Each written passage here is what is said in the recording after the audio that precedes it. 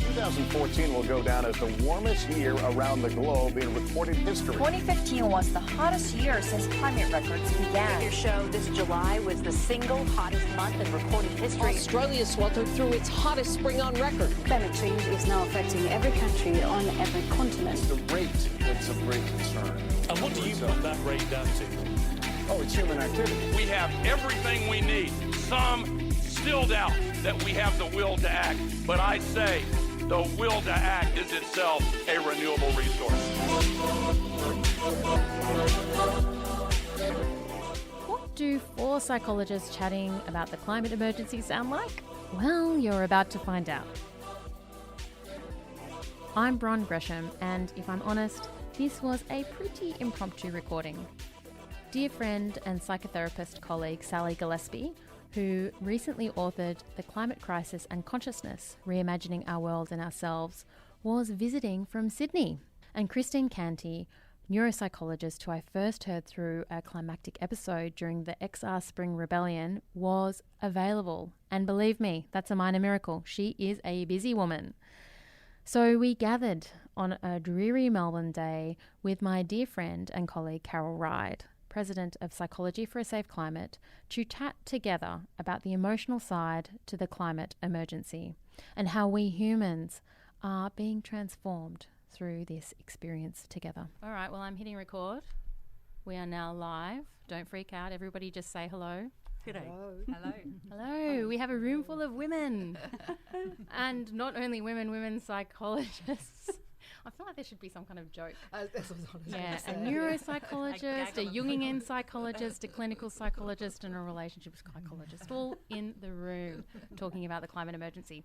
Okay, well, I thought, we're in conversation today in the wake of a 2-day climate emergency conference that was held in Melbourne, and I really wanted to acknowledge Carol for being in the room as my kind of observer brain today. She's going to drop in little pockets of wisdom and questions and no pressure.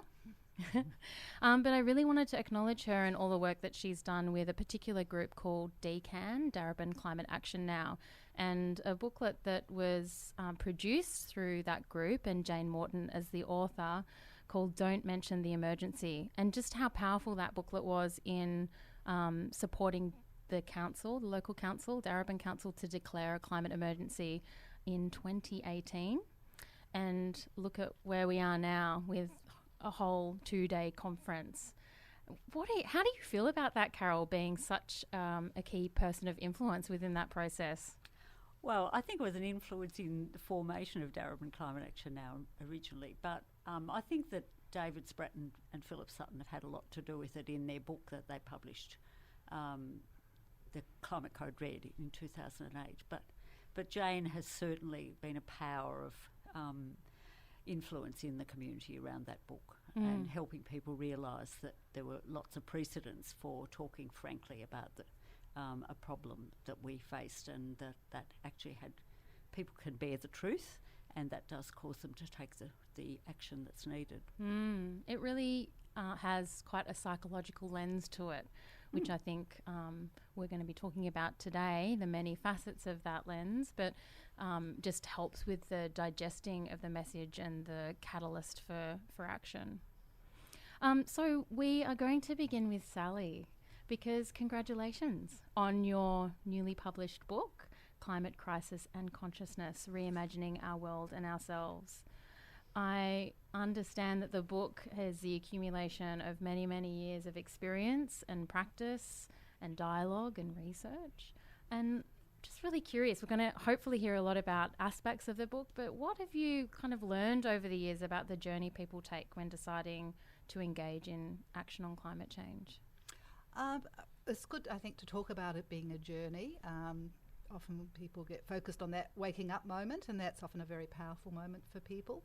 But really, it is the start of a whole trajectory if you stay in there with your engagement, and possibly as an activist, but there's many, many ways to engage with climate crisis. And it's what I've been writing about and researching about over the years has been the psychological experience of staying really engaged with climate issues. And so, look, there's a whole lot of things that happen. I did the research originally in 2010, doctoral research, partly because I wanted to know what was going to happen to me in terms of getting more and more immersed in climate issues. I think there's always a fear that we're just going to get more gloomy and despairing, and yet I felt that there had to be a journey. I could feel that enough within me, even as I was going through my original stages of immersion. And so I got a group together, and we spent a year really exploring what happened to us.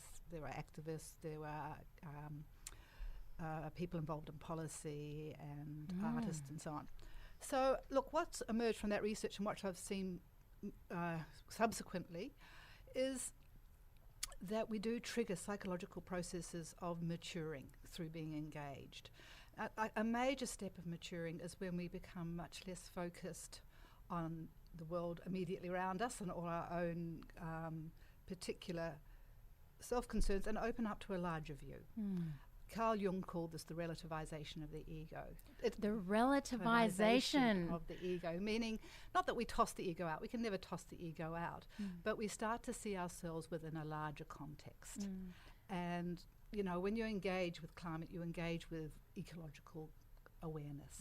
And that starts to give us a very different sense of who we are and what life is about.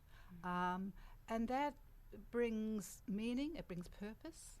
And we become more resilient and creative as we get this larger context, not only in terms of ecological knowledge, but also in terms of working with others. We can never stay engaged and work with climate issues by ourselves. It's not an individual issue. We have to work collectively and collaboratively.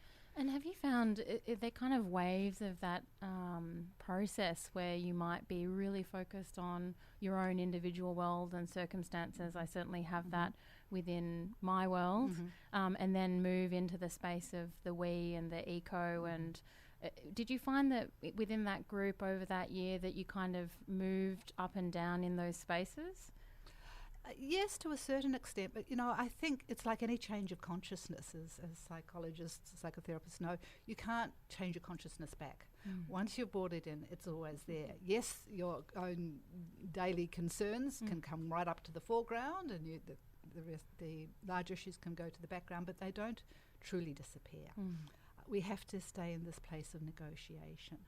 And I think there's a lot of healing in that. Yes, it's demanding, but there's a lot of healing in that, because the neoliberal culture that has become so strong in the last 30 years has been very focused on individual worldview, individualism, individualistic worldviews, and so on. And so there's a real healing and holding this larger picture there. And that sort of sense of purpose that comes with realizing the real work of our lifetimes is one of healing, regeneration, reparation, is something that kind of soaks through our being after a while, I think. And thinking about that healing process and wondering if there are elements of that experience where you might have a period of despair or disillusionment and then move into a sense of meaning or purpose. Is that Look, it can all go together. It's not that you get to a stage, and you'll all know this, you've all been engaged for some time, that you get beyond feeling grief, or you get beyond feeling thank you. hopelessness or despair. It's more, I think, often I use the analogy of learning to surf or deal with the cross currents. We had a lot of sea metaphors in our research, and we talked about often being at sea or feeling the cross currents, and also learning to recognise that we have these ups and downs, and finding ways to acknowledge them, to contain them as best we can, to know when we might need to step back and have breathers, because we are in it for the long term. It's not like you have to front up full on every day. That's a really important message, isn't it? Because the sense of the emergency, which that language has been introduced really in the past few years, emergency and crisis, as opposed to climate change, and that can bring with it that unrelenting sense of needing to constantly contribute and do, and when we slow down, there's almost for me personally, there's almost more of a sense of panic when I slow down these days compared to maybe 5 years ago. I was much better at that balance between reflection and action. But now it feels like with this language that things it's more intense, and that's certainly part of the experience at the moment. But I like to think ecologically, and ecology tells us we need rest periods, we need regeneration periods. And ecosystemic awareness tells us that when we step back, someone steps forward, and that's what it means to work collectively. Beautiful. So we do really need to look after ourselves, and that involves periods of rest and regeneration at times. Beautiful. Speaking of collectively, I'd love to invite Christine into this conversation now, and I can see she's leaning forward. There's something that she's keen to say, so I'll let you take the lead. I just wanted to mention that I saw something the other day that talked about climate activism as like a choir. And said that, for a choir to be able to hold a note for a really long time, there are people who need to step back and take a breath, but the note keeps on going because everyone else in the choir continues.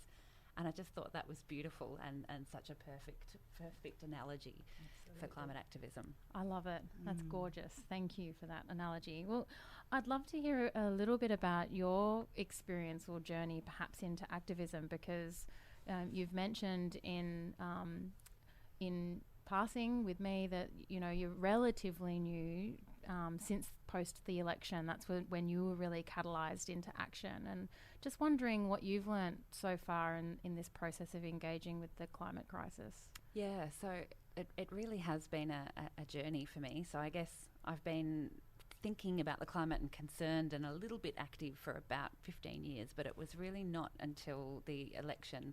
I think I had this assumption that they would get it and that they would do something about it. And when that didn't happen after the election, I had a real light bulb moment that, I have to do something.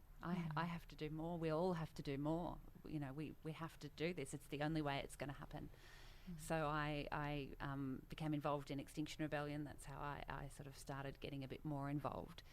And I think I really related to what you were saying before, the cycle of coming around and the sometimes feeling a little bit more anxious when you're not doing a lot of work. So I threw myself into this and was very much doing quite a lot of work and getting a lot of energy from that, and really feeling like, yes, I'm doing something, this feels good. I felt really active, but I got a little bit burnt out. And then when I had to pull back and realise that I couldn't sustain this level, I started feeling very, very anxious, and I started feeling quite a lot of grief and quite a lot of anger, actually, which was one of the things that I found really hard to deal with, because I'm not generally an angry person. But I felt a lot of anger, and I felt that my anger was being directed where it was not helpful. I was angry at just random people walking on the street, which is and that was at that point that I thought, okay, I'm going to need to work on this. This is not good. But what, as I kind of worked through that, essentially what I tried to do is to just let myself feel it, is to just take some time and sit with it, and work through that. And the next kind of light bulb moment that I had was realising that it's only an emergency for me now. Like, I've only just realised that it's emergency now because of the privileged life that I've led until this point. So many people in the world have been living in this as an emergency for their entire lives. Millions and millions, probably billions of people. And with that came this light bulb moment of the privilege that I have. I knew that I was privileged. I knew that intellectually, but I don't think I had really, really felt it so much until that moment. And with that came this immense gratitude. And that I found really, really sort of helpful to work through. But what I have found is that it's very much a cycle. So I still go through phases of feeling quite a lot of grief and anger. And what I try and do is just kind of flip it. And I really like Joanna Macy's analogy of the opposite side of grief being love, that we feel this grief because of the love that we have with the natural world and that connection with other people. And so what I try and do is sit with the feeling when it, when I'm really feeling it strongly, and then try and reframe it as love, and and then try and reframe that into action where I can.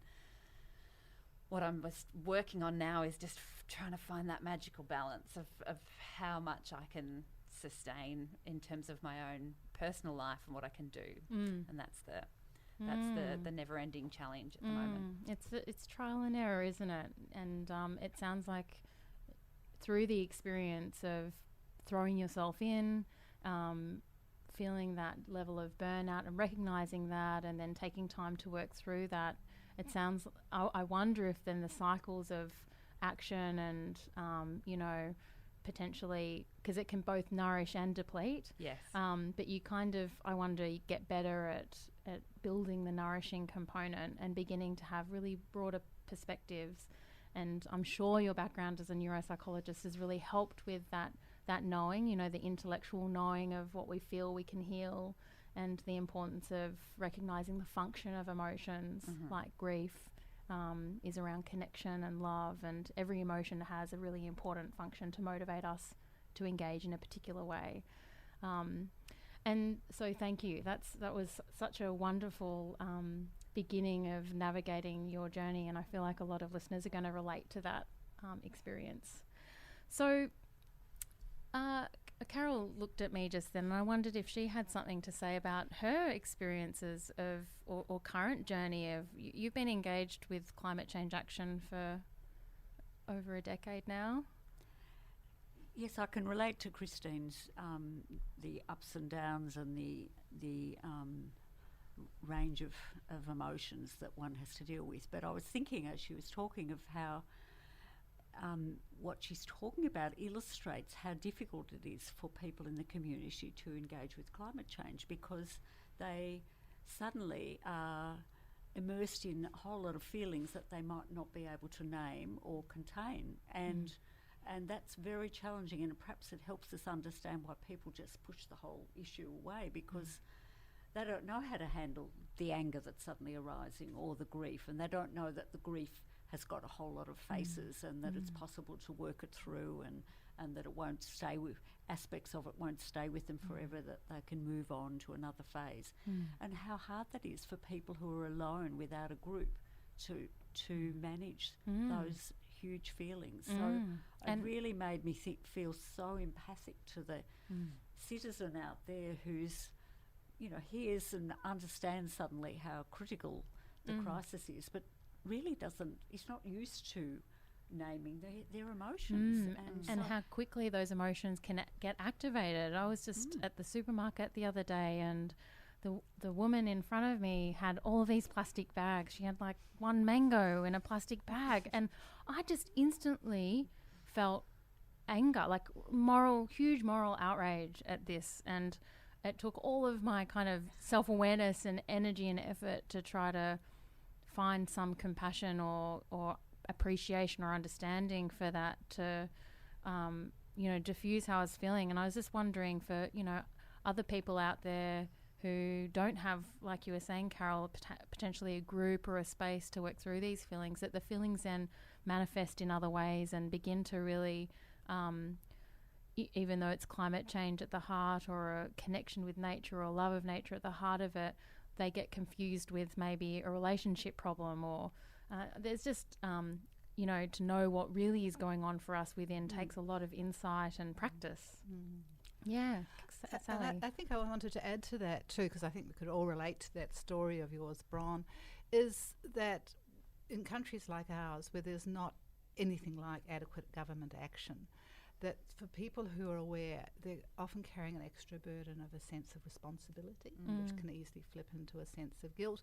And then, the other side of that is rage and anger about inaction that can spill over these different places. And I think, as well as developing psychologically, ongoing engagement, asks us to develop politically and understand where true responsibility lies, and how that burden might fall unfairly on us as individuals because of that lack of government action.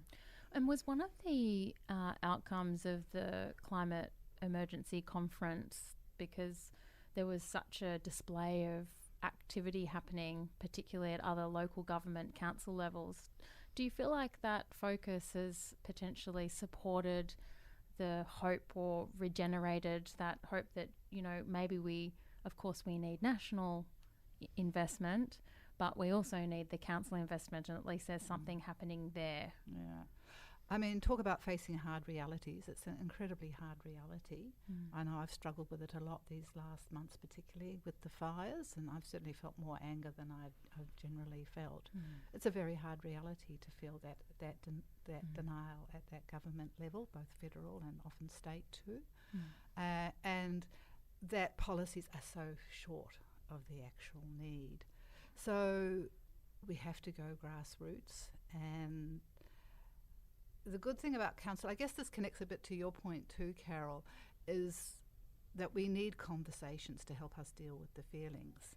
And at the level of local politics, at community groups and so on, we get a bit more chance for real conversations, which might help us to identify the feelings and then to be able to match them up with something like an action that feels adequate and doable. Yeah.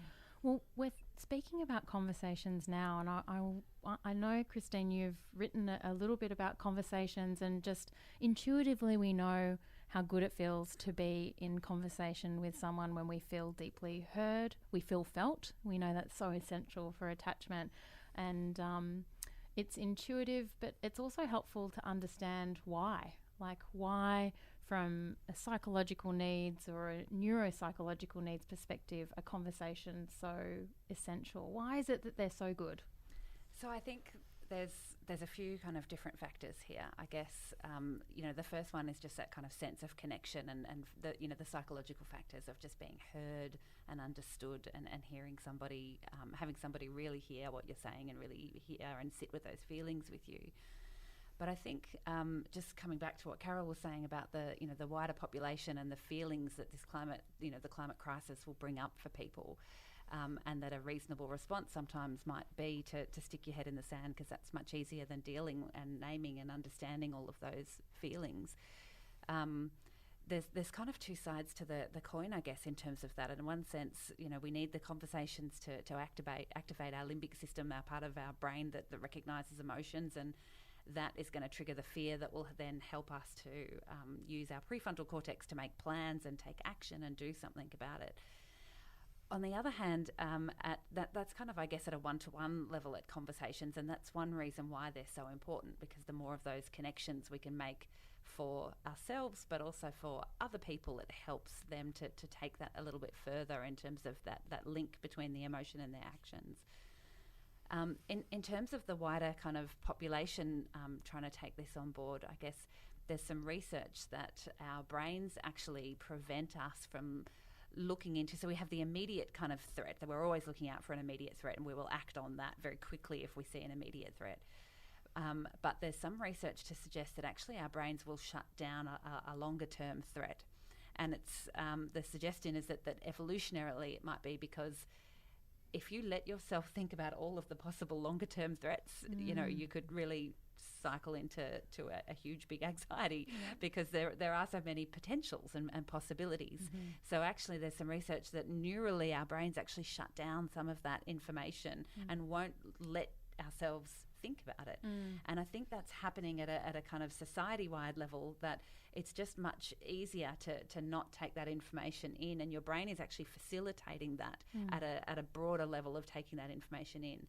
So that's why what we need to do to overcome that is to have one-on-one conversations with people where you actually have a connection and where you talk about how this makes you feel personally. So it's not some kind of longer-term abstract threat that your brain can easily shut down. It's linked to you. It's linked to how you feel about your children and your life and your fear and your grief for the potential futures. And then when you can make those neural links between your feelings and your emotions and then your frontal cortex, that's when you can start really taking some serious action. So it's more kind of enabling for you to be effective and engaging in the now. Because I can certainly relate. We all have worry, and just that notion of that negativity bias that is becoming much more known within the community as our mental health literacy increases. We're beginning to learn some really basic brain facts, one of them being the negativity bias and the notion of what you focus on, you amplify. So if we're vulnerable, our minds that we're all born with, that we can't, take back, come with them an evolutionary advantage of focusing on the negative to protect ourselves, to stay safe. Yet if we keep focusing on that, we amplify our fear on that, and then that fear can then flip into being ineffective. It's like fear can be both beneficial and lead to action. Certainly for me, that's what's driven a lot of my engagement with climate change, but it can also lead into inaction, the paralysis, when it becomes kind of flooding of the brain. Absolutely. And I think the flip side of that is that what's happening there neurally is that you have these neural connections that are just reinforced over and over, and there is that potential to for that to really snowball. But the flip side of that is, I was speaking before about my experience of coming to this recognition of my privilege and really feeling such intense gratitude for that. And one of the strategies that I've been using is to try and really actively practice gratitude. And Beautiful. There's some research that shows that there's benefits to that. And the reason why is because what you are then doing is forcing your brain to make neural connections that are the opposite to that negativity bias.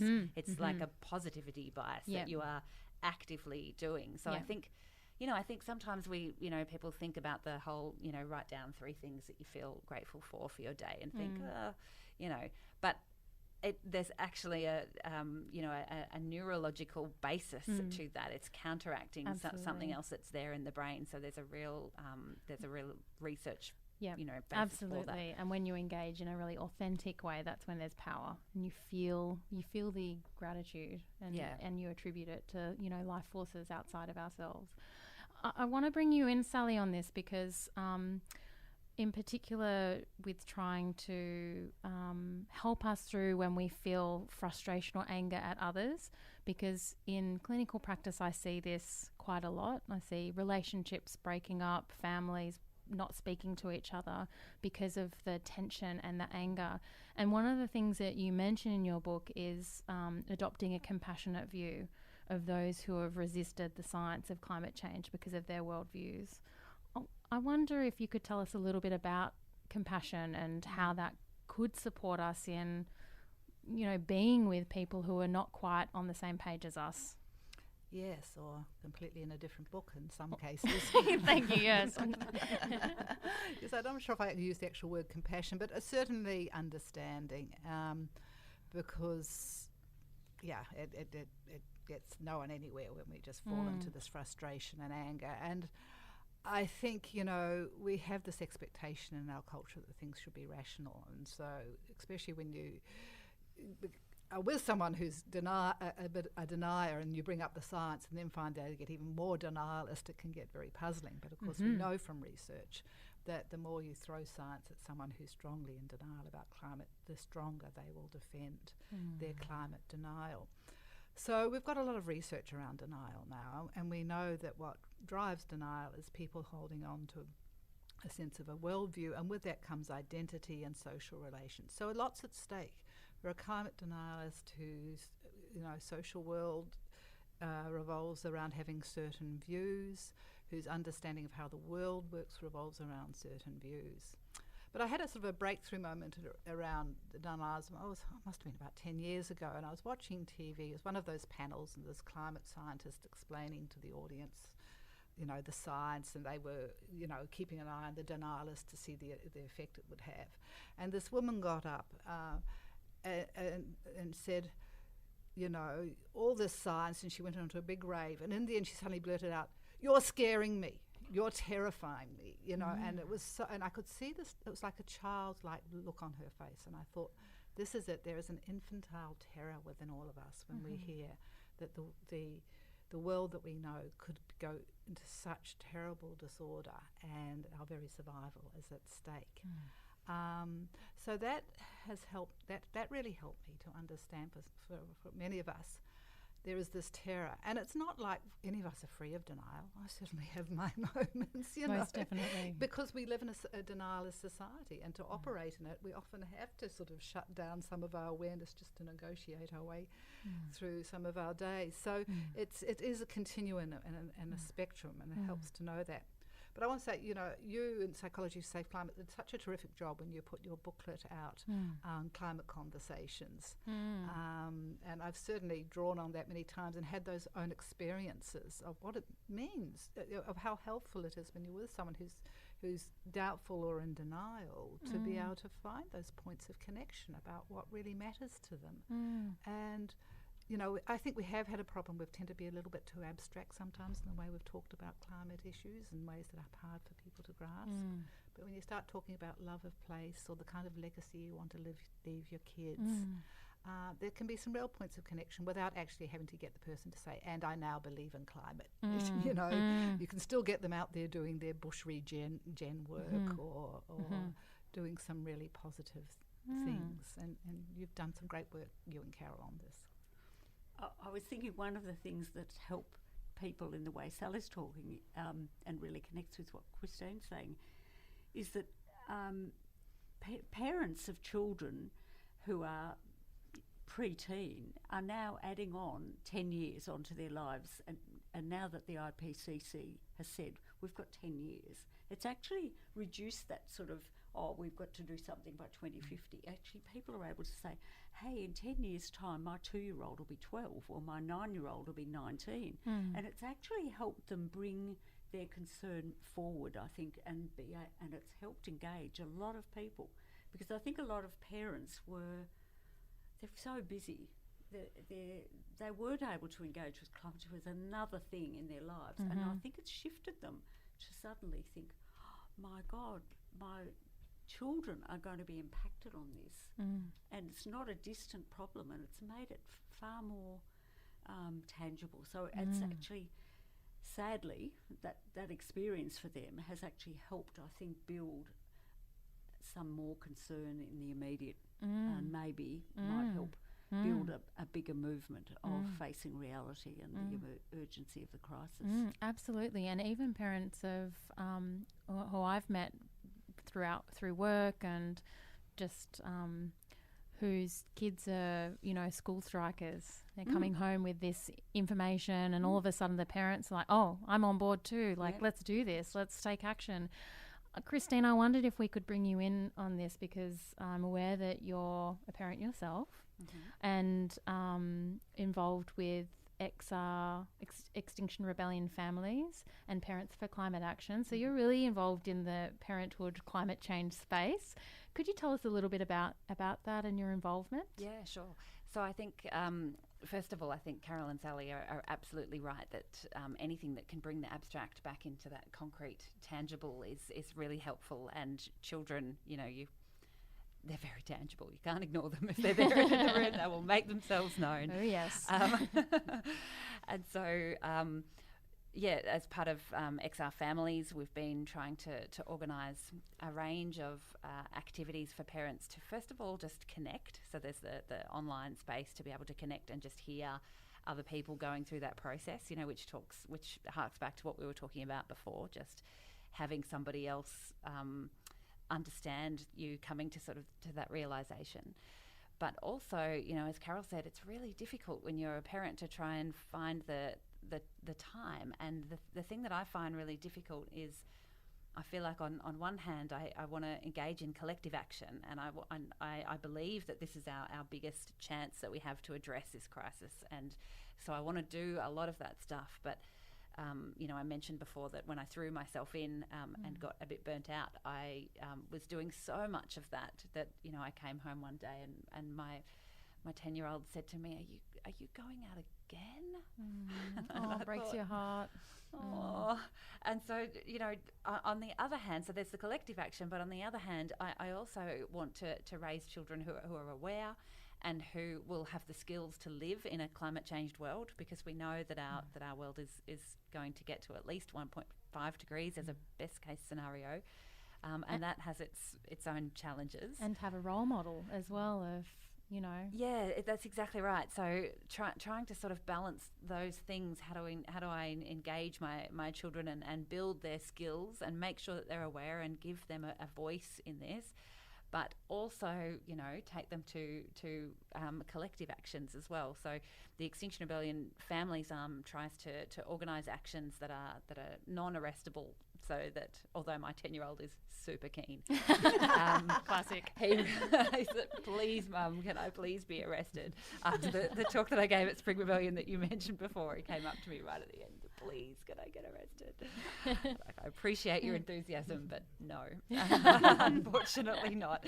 But trying to have some activities where they can feel part of that collective action, and they can see that there are people there who are going to get arrested, and that you don't have to do that. There are also people there who are not doing that, and there are also all these different ways, and encouraging them to have conversation with their friends and to do all of those kind of things. But finding that balance and finding the time is the real challenge. Yep, absolutely. And for me personally, it's time is an interesting concept, and I often feel like I don't have enough time yet.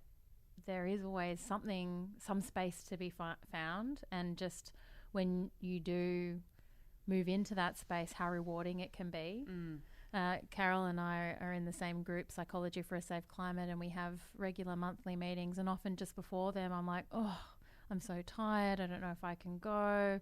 I sense this kind of resistance coming up, and then when I go and I'm there, I'm so nourished, and I walk away feeling reinvigorated. And even though it's way past my bedtime at 9 o'clock, so I feel every time I go to the gym. I don't want to go, but when I get there, I feel better. Yes, there's something intrinsically rewarding about collective community action. And I think this is the difference of getting to emergency mode. You know, that Margaret Klein-Salomon talks about, that we need to get to emergency mode, and where things have their different priorities. And I think, you know, anyone who's become a parent will know that at some point, a couple of years in, you go, what did I used to do with all the time I had? I must have had so much spare time, because I am now doing so much more. And I've found it's the same thing getting to emergency mode, is that it's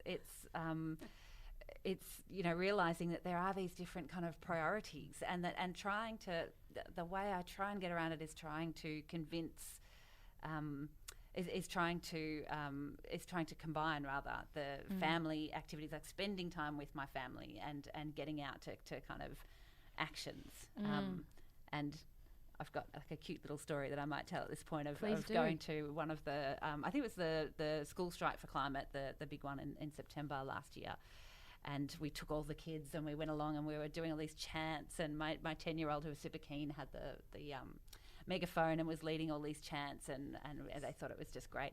And then about 2 hours in, so we were there for quite a long time, and my 10-year-old said to my 6-year-old, "Tom, what are you saying? It's not climate Aston."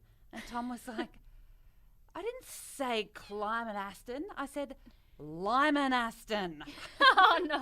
We realised that like the entire time we've gone, "What do we want?" And Tom's like, Lyman Aston. Oh, bless. Now. And it was just like belting it out. So I love it that they come up with their own particular meanings. Yeah. Look, we've been playing I Spy, Mighty Little I, with my girls, and they're saying I spy Mac and Bly, and we're just going with it. They create their new words. That's right. Beautiful. So that's our new world. So any time that we are doing anything that's related, it's like, all right, come on, it's time to do some Lyman Aston. Yes, moments of joy, isn't it?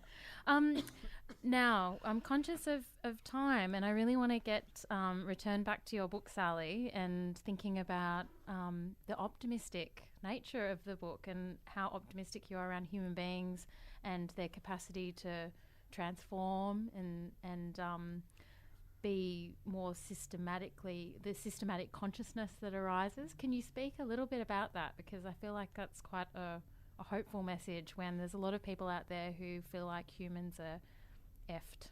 Yeah. Look, I guess my sense of hope or optimism is not that hope where I think everything's just going to be fine. I think we're in really, really dire place, and it's certainly looking pretty grim, and I feel I really feel that. very deeply at times. However, I do feel we have a real responsibility and a need to front up to life as it is now. And that involves everything from the gratitude you talked about, I mean, appreciating the beauty of the world that we might see out our window every day, and being fed by that, and understanding that we have ended up living in a culture, mainstream culture here in Australia, which is really so unhealthy. And I take the words of Sally Weintraub, a psychoanalyst who's written a lot about climate psychology, and she talks about the culture of uncare of the neoliberal society. So, you know, it's not that I feel that everything's guaranteed to be okay if we act, but what I feel is that changing consciousness, and here in Australia we have the tremendous privilege and gift of an Indigenous culture, a living culture of, 80,000 years plus, that has so much to teach us and so much wisdom. And that will lead us towards an ecological consciousness, and will lead us towards collaborative action, and will lead us into all kinds of ways of working systemically that can only enhance our lives, as well as enhance our resilience in terms of facing what's to come. And so I want to speak about that because I feel at times we get very trapped within this mainstream cultural worldview, and we just go round and round in circles. And we're not going to find this. We're not going to come into new myths, new worldviews, deep cultural change, without reaching deeply beyond our cultural worldviews, beyond the kind of psychological patterning that's given each of us individually. And so it's opening particularly to Indigenous cultures, and I come from Aotearoa. I know what a bicultural society looks like as it emerges, and just what that opens up for people. And so that's the kind of things I wanted to talk about in the book, along with the other issues that we do talk about in climate psychology, like denial and grief and burnout and so on. Beautiful, but just really beginning to put shape and narrative and visioning around what are the alternative myths and ways of being in the world that are more around a culture of care or well-being. Great. And just to acknowledge that there is within us all an urge and a need for transformation. And it often doesn't take that much to really, there's the support of a good group, of good conversations, is that encouragement. Also to listen within, I do talk about the necessity of listening to dreams and including creative visioning and so on, imagination. Yeah. Great. Well, we'll definitely be putting the link to your book in our show notes. And I just wanted to open, I guess, the floor up, so to speak. I feel like our conversation has been and traversed many different subjects and very relevant, and wondering if there's anything on anyone's mind that is just kind of surfacing as we sit here together. I just want to take up what Sally was saying, that the transformations within us, and I think the work of Bob Doppelt around transformational resilience raises this issue of people being able to survive some terrible trauma, and not only bouncing back but coming to a higher position of consciousness and able to make transformational responses in their life that makes life completely different, because they've actually come through an experience that then has helped them determine what is really important to them. And I think of that's a really encouraging idea, and we know that people do that in life. We know of people who, I think of the guy who survived down at Port Arthur, and what he did with the experience of losing his children and his wife, and how he just transformed his life and what mattered. And there are story after story of people who've survived an adverse trauma. And I think that within all of us we have a capacity, if we'll dig deep enough, to come through this experience that we're going to, we're in, and that's only going to deepen in adversity, to find a different way of focusing in life. And I just wanted to add to that, Rebecca Solnit's work, Paradise Built in Hell, which is perhaps very significant for us right now, looking at communities as they go through disaster. And that while there is obviously, problems and trauma and all of that, that there also, it creates a kind of a rip in the fabric of everyday life where people come together in communities, which we've also seen, because it tears away the everyday norms and allows a greater sense of connection, particularly at times where life has been threatened and we understand how precious life is and how much we depend and we live only in connection with others and with our place, and particularly with the bushfires, with other beings. There is something around the way we interact with the grittiness and the, at times, trauma of climate issues and climate catastrophes that does create a real opening for transformation and building resilience. And I also wanted to bring in the work there of Rosemary Randall and Paul Hoggett, who have done work with long-term climate activists that show that the long-term climate activists have increased emotional intelligence, increased abilities around creative thinking, and so on. So that there is a good win-win. That's probably why this conversation has been so wonderful. Christine, did you want to have... Yeah, I just, related to what you guys are saying, I guess what I'm interested in, and this is kind of coming from a personal place, but as well as just trying to kind of get my head around this intellectually, is I've been reading a lot about what you guys have been talking about, the transformation and trying to sort of work through this climate journey to get to a better place. And we talked a little bit before about the difference between, abstract concepts and concrete and tangible, and what I'm currently kind of working on is trying to find the concrete examples of that abstract concept and what that actually means. And I think for me, what I've been trying to do, and I'm interested to hear your thoughts on this, is although I'm very focused on the systemic change and the collective action that we need in order to do that, is that I have found myself coming back to do more personal actions and kind of individual actions at home with my family, because I think that's, it's an example of kind of making an active choice to live differently, to live by my values. And that although, I have started sort of thinking about things in terms of their relative carbon emissions and whether or not it's worth my while thinking of that one or that one or that one. But and so for that reason, I was more focused on the collective action. But what I have started doing is thinking I actually do need to do more of that stuff, because it's making those kind of active decisions to do things differently, and perhaps they can be that and also more connection to community, more connection to to climate-related community. And I wonder if they are the sort of concrete examples of that abstract concept of getting through that transformation. What do you guys... Or if you got any other gems of how I can get to that magical transformed place.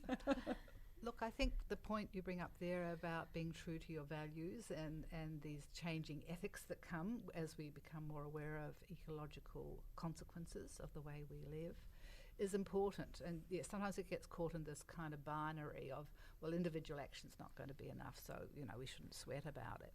And I agree, it's not going to be enough. However, I think in terms of a kind of an ethical and a values choice that helps us to sit within this emerging ecological identity, and especially within a family situation, to share that as a family and through community is enormously important and meaningful in making the kind of deep cultural changes that we need to make. I guess it's that kind of role modelling that that you spoke about as well as part of that. Well, I have taken so much from this conversation. It's really been incredibly nourishing. It's filling my heart up, and particularly the ideas around that ecological identity. I'm going to really mull over that over the next few hours, I think. We need to wrap up. I'm not very good with goodbyes. I never quite know how to finish these wonderful conversations. But in the spirit of gratitude, thank you all so much for your time, your energy, your thoughtfulness, your action, your wisdom. It's been an absolute pleasure to share this space with you. Thank you. Thank you so much, Bronwyn. Bye for now. Thank you for joining us. You've been listening to Climactic, the flagship podcast of the Climactic Collective, a podcast network dedicated to lifting the voices of the climate community. You can find out more about the people behind Climactic and all the shows we produce at climactic.fm. We are a social enterprise podcast network, and we greatly appreciate your support. You can find a link to our Pozible where you can support us directly in the show notes of this episode or from our website. Thank you for listening, and from the whole Climactic Collective, keep up the great work and take care of each other in these climactic times.